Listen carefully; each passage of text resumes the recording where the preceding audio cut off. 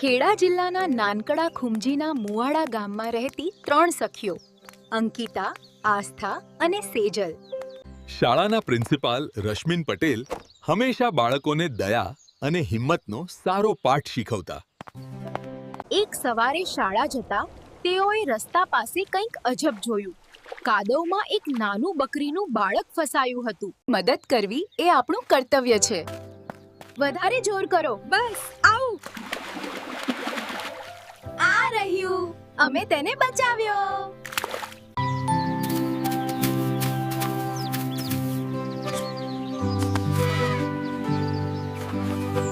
શાળાએ તેઓ થોડા મોડા પહોંચ્યા.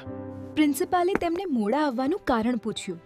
છોકરીઓએ મોડા આવવાનું કારણ કહ્યું. દયા, હિંમત અને જવાબદારી એ જ સાચું શિક્ષણ છે. ત્રણેય સખીઓએ સમજ્યું.